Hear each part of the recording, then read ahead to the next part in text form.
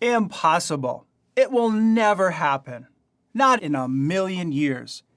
Have you ever thought that way about someone coming into the truth? Well, that might be our limited view of a person. But how does Jehovah view him or her? And what is his view of all humans, even faithless ones? Notice his limitless view at 1 Timothy chapter 2 and verse 4. There it says, whose will is that all sorts of people should be saved and come to an accurate knowledge of truth. So what is Jehovah's desire?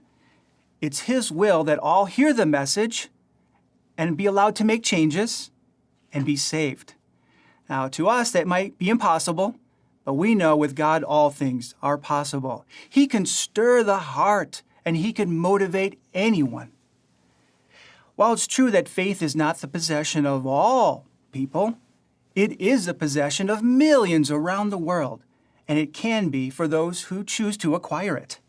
So we're kicking off with Ron Curzan, who is a helper to the teaching committee. He's taking us through the first part of a symposium. His theme is Remember Faithless People Can Acquire Faith, the Ninevites. So the point of this symposium, it seems, is to reassure Jehovah's Witnesses that almost anyone can be preached to and can join their religion. But interestingly, within the first few seconds of Ron's talk, we're getting clues that not everything is as it seems. Think about that theme. Remember, faithless people can acquire faith. Is Ron Curzan interested in people acquiring faith, period? Any kind of faith. Doesn't matter what faith, just acquire faith. Just find faith in something. Well, clearly not, because if you noticed what he said towards the end of that clip there, he said, while it's true that faith is not the possession of all people, it is the possession of millions around the world. Faith is a possession of millions around the world. Millions? Millions, Ron? I think you'll find it's a possession of billions. Earth's population is nearly 8 billion. You're not telling me that there isn't at least half of that population who are people of faith, who are religious. So the true number is billions, but you're limiting it to millions. And I think we all know why. Because it's not just about encouraging people to be faithful, to think of faith as a virtue and finding ways of cultivating faith in their lives. No, this is about the one true faith, of which there are only millions of followers, namely Jehovah's Witnesses. And what Jehovah's Witnesses don't tell you when they're trying to convert you into their faith is that something is required of you. In fact, quite a lot is required of you. You need to put on the new personality. You need to change who you are as a person. That's not part of the sales pitch. Although it is alluded to in what Ron is saying here when he says, it's his will that all hear the message and be allowed to make changes and be saved. Notice he doesn't say be allowed to make changes if necessary. It's just a given that if you're encountering Jehovah's Witnesses and you're interested in what they have to say and you start a Bible study and you start this process of becoming a Jehovah's Witness, it's just a given that you will need to make changes. But again, where is the transparency? Where are Jehovah's Witnesses being encouraged to tell people openly within their opening introduction, hey, guess what? I'm a Jehovah's Witness. I want to recruit you into my faith, and that will involve you changing who you are as a person.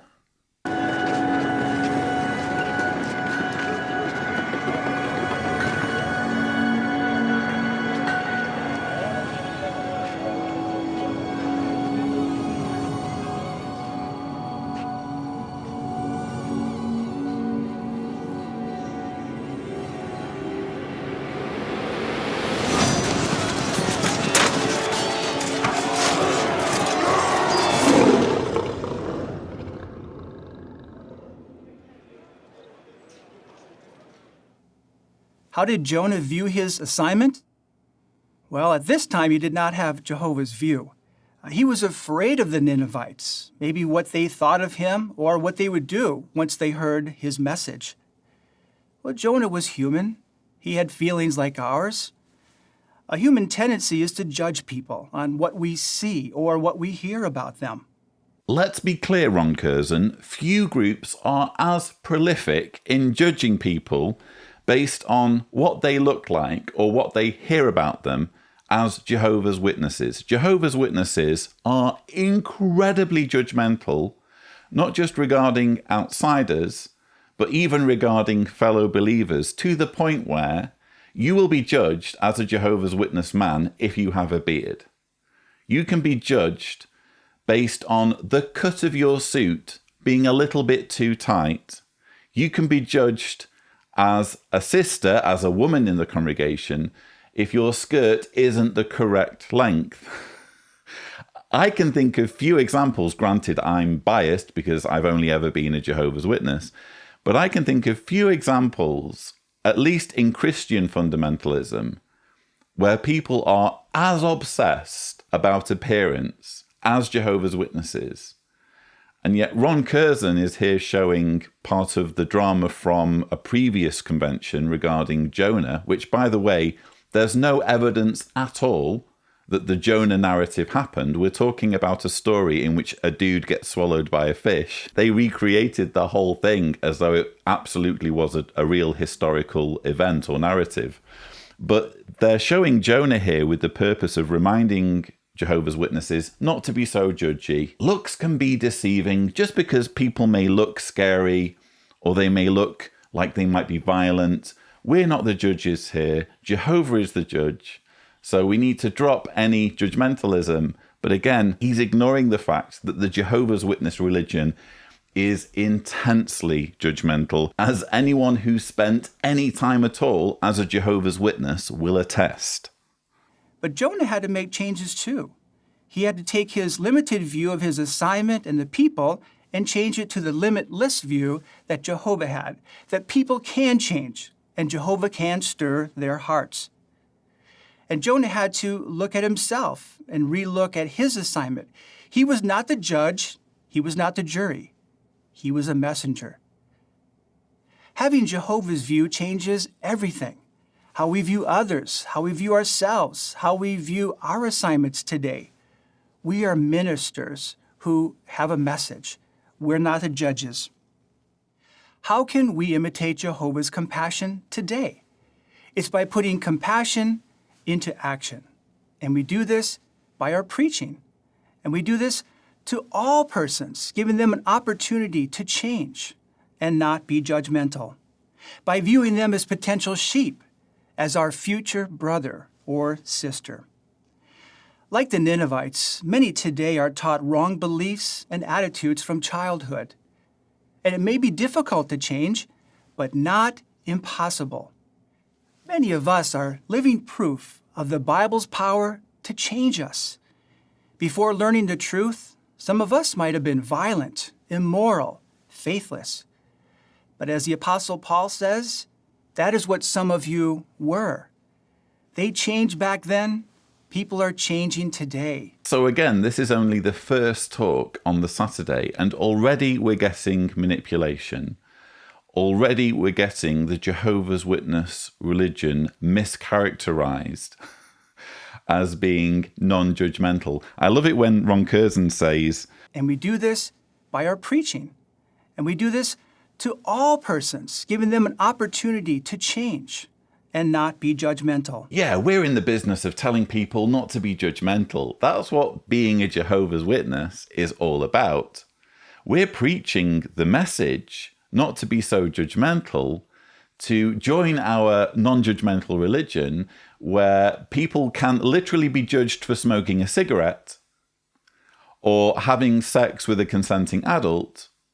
And on the basis of doing either of those things, plus a whole list of extra things that we have in our Shepherd the Flock of God book, let me get my copy, based on a whole list of things that we've literally codified in this eyes-only secret elders manual that only elders get to have a copy of, we're going to judge you and arrange for your family to cut you off and estrange you, but we're not judgmental. It's actually chapter 12, determining whether a judicial committee should be formed, where all the good stuff is, where there is literally a list of, I don't know, dozens of provisions, dozens of things that you can be disfellowshipped for or have judicial action taken against you for. And what fascinates me, I mean, I've done a review of this book. In fact, I did 3 reviews of it. Here's a thumbnail, if Tibor is gracious, to my review of the particular section on various sins. But as I point out in this video, there are pages and pages of apparently non-judgmental material for elders only to read, all about sex. They are obsessed with sex and all of the various ways that you can get in trouble by having sex. But when it comes to actual stealing being, as we all know, a crime, there's one sentence. This is apparently the Jehovah's Witness version of not being judgmental. And notice how he characterizes as a non-judgmental person. Notice how he characterizes people who are without faith. He says, some of us might have been violent, immoral, faithless. He's literally put in a list alongside violent and immoral, faithless. This is how Jehovah's Witnesses view people who don't share their views, who are faithless, because as we've already learned, you don't count as a person of faith unless you have the one true faith.